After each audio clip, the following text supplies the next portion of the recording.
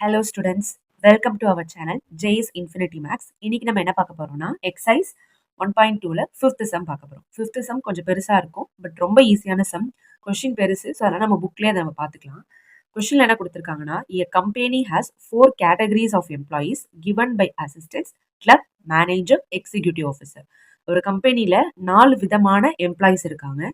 ஒன்று வந்து யாருன்னா அசிஸ்டன்ட், ரெண்டாவது கிளர்க்கு, மூணாவது மேனேஜர் எம், எக்ஸிக்யூட்டிவ் ஆஃபீஸர் இ. அதை ரெப்ரசென்ட் பண்ணுறதுக்கு ஏசிஎம்இன்னு சொல்லிட்டு அவங்களே கொடுத்துட்டாங்க. இந்த company provide the company provide 10,000, 25,000, 50,000, 1 lakh as salaries to the people who work in the categories. So இந்த கேட்டகரிஸ்லாம் ஒர்க் பண்ணுறாங்க பார்த்தீங்களா, இவங்களுக்கு 10,000, 25, 50, 1,00,000ங்கிற சேலரி கொடுக்குறாங்க. ஸோ என்னென்ன சேலரி கொடுக்குறாங்களோ அதையும் நான் இங்கே எடுத்து எழுதிக்கிட்டேன். இப்போ வந்து என்ன சொல்கிறாங்கன்னா, who works in the categories.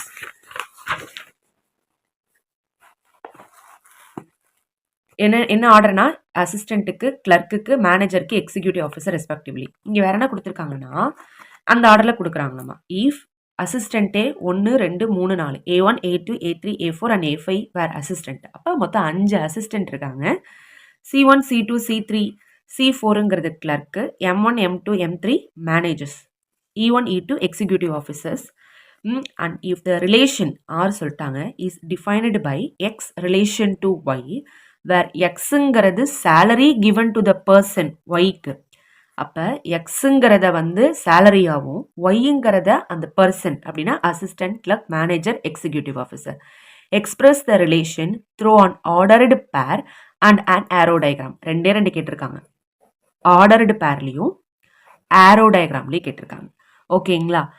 இப்போ நமக்கு என்ன சொல்லிட்டாங்க அப்படிங்கிறத வந்து பார்த்தீங்கன்னா, என்னென்னா சேலரி கொடுத்துட்டாங்க, எம்ப்ளாயீஸ் கொடுத்துட்டாங்க. எம்ப்ளாயீஸில் இப்போ அசிஸ்டண்ட் வந்து எத்தனை பேர் இருக்காங்கன்னா, A1, A2, A3, A4 4 employees இருக்காங்க. கிளர்க்குக்கு C1 இருக்காங்க, C2, C3, மேனேஜரும் M1, M2, M3, executive officer வந்து E1, E2. மொத்தம் இத்தனை பேர் இங்கே வேலை செய்கிறாங்க.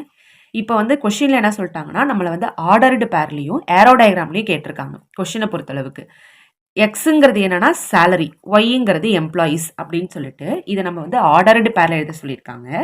அண்ட் வந்து ஏரோ டயக்ராம் காட்ட சொல்லியிருக்காங்க. இப்போ நம்ம வந்து ஃபஸ்ட்டு ஏரோ டயக்ராம் போட்டுருவோம். ஏரோ டயக்ராமில் எக்ஸு, இங்கே ஒய். ஓகேயா? இப்போ எக்ஸுங்கிறது என்னது சேலரி. சேலரி என்னது ஃபஸ்ட்டு 10,000 ஒரு சேலரி. ஓகேங்களா? இப்போ இந்த 10,000 வாங்குற, இப்போ வந்து நம்ம இங்கே assistant எழுதிப்போம். A1, A2, A3, A4. இந்த 10,000 வாங்குறவங்க இந்த 4 பேர் தான். அந்த ஆர்டரில் தான் நமக்கு கொஷினே இருக்கும். அடுத்தது வந்து பார்த்தீங்கன்னா 25,000 ஒரு சேலரி இருக்குது. அதை வாங்குறவங்களாம் யாருன்னா கிளர்க்கு, C1, C2, C3. அடுத்தது 50,000. ஓகேங்களா? 50,000 வாங்குறவங்க எத்தனை பேர்? அதே 3 பேர். ஆனால் மேனேஜர் M1, M2, M3. அதுக்கப்புறம் 1 lakh வாங்குறவங்க எக்ஸிக்யூட்டிவ் ஆஃபீஸர்ஸ், அதாவது E1, E2. இப்போ நம்ம டைரெக்டாகவே மார்க் பண்ணிக்கலாம். 1, 2, 3, 4. ஓகேங்களா? இப்படியும் நீங்கள் இங்கேயும் மார்க் கொடுக்கலாம், இங்கேயும் நீங்கள் வந்து யாரோ கொடுக்கலாம், எப்படி வேணாலும் ஓகே. அந்த இடத்துல இந்த ரிலேஷன் போய் மீட் ஆகுது அப்படிங்கிறது தான். அதே மாதிரி ஒரு 3 டைம்ஸ் கிளர்க்குக்கு அந்த அமௌண்ட் வருது, அதுக்கப்புறம் மேனேஜருக்கு, அதுக்கப்புறம் எக்ஸிக்யூட்டிவ் ஆஃபீஸர்ஸ். இது வந்து என்ன அப்படின்னு சொல்லி பார்த்தீங்கன்னா ஆரோ டயக்ராம். ஆரோ டயக்ராம் எழுதிட்டோமா? இப்போ இந்த ஆரோ டயக்ராம் யூஸ் பண்ணி நமக்கு கன்ஃபியூஷன் ஆகும்போது நம்ம என்ன பண்ணிடணும்னா, கொஷினை பார்த்தோன்னே ஒரு சின்ன டயக்ராம், ஏன்னா இதெல்லாம் டயக்ராம் போடுற சம் தான். இந்த ஆரோ டயக்ராம் நீங்கள் போட்டுட்டீங்கன்னா சம்முக்கு எப்படி நீங்கள் ஆன்சரை கரெக்டாக கண்டுபிடிச்சிருவீங்க. ஓகேங்களா? ஒரு சம்மை பார்த்த வேகத்துக்கு இதுக்கு நம்மளால டயக்ராம் வரைய முடியுமான்னு மேக்ஸில் ஃபஸ்ட்டு நீங்கள் யோசிக்கணும். வரைய முடியும். அப்போ நம்ம என்னென்ன டயக்ராம்லாம் நம்ம படிச்சிருக்கோம், அப்போ நிறைய கொஞ்சம் டயக்ராம்ஸை பற்றி தெரிஞ்சிருந்துச்சு அப்படின்னா அதுக்கு ஒரு டயக்ராம் ஒரு ரஃப்பாக நீங்கள் போட்டுட்டீங்கன்னா எப்படியுமே உங்களுக்கு கொஷினுக்கு ஆன்சர் வந்துடும். நீங்கள் எப்படியுமே கண்டுபிடிச்சிடும். ஏன்னா டயக்ராம் பார்க்கும்போது தான் இதை நம்ம இப்படி பண்ணலாம் அப்படிங்கிறது நமக்கு தோணும். ஓகே, அதனால் ஏரோ டயக்ராம் போட்டுட்டா ஆர்டர்டு பேர் நமக்கு எழுதுறது ஈஸி. ஆர்டர்டு பேர்னா எப்படி? ஆர்டர்டு பேர் அப்படின்னா பேர்ன்னு சொல்லும்போதே அதில் 2 எலமெண்ட் எக்ஸ், ஒய் இப்படி நம்மள எழுத சொல்கிறாங்க. ஸோ எக்ஸுங்கிறது 10,000னா ஒய்ங்கிறத வந்து இந்த ஏல இருக்க ஒரு எலமெண்ட்டையும் வச்சு நம்ம எழுதணும். ஓகேங்களா? எழுதுமா?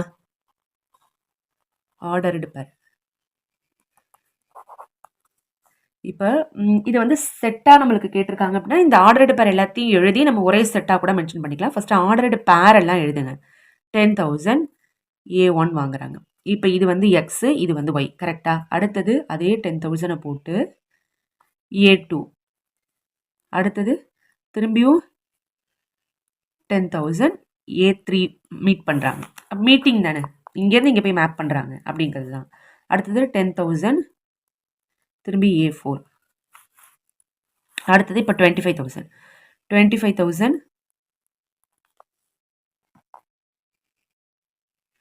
25,000 வந்து C1 ஃபஸ்ட்டு வாங்குறாங்க. அதுக்கப்புறம் 25,000 வந்து பார்த்தீங்கன்னா C2, 25,000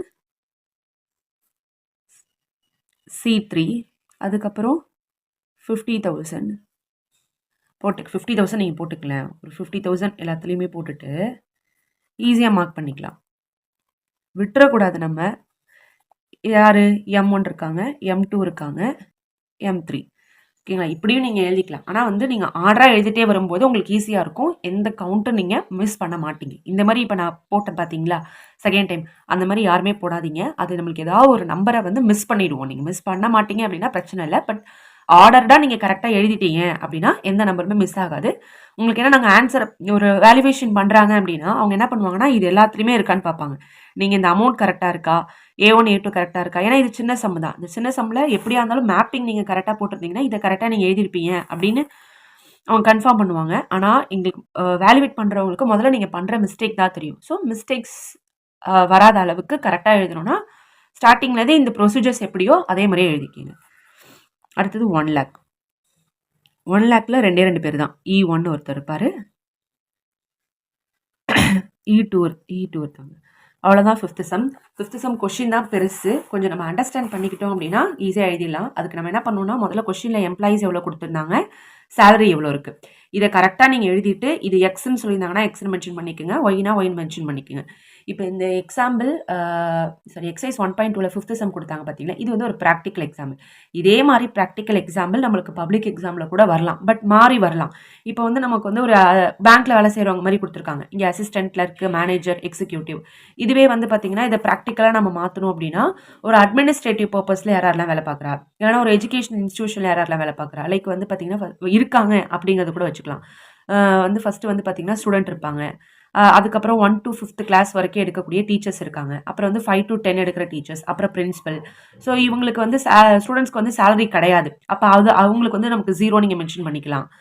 இல்லைனா அவங்களுக்கு வந்து வேற ஏதோ ஒரு ஆப்ஷன் இருக்குது, அவங்களுக்கு ஏதோ ஒரு சிம்பிள் எக்ஸுங்கிற ஒரு சிம்பிளோ இல்லை ஸ்டாருங்கிற சிம்பிளோ மென்ஷன் பண்ணிக்கிறாங்க.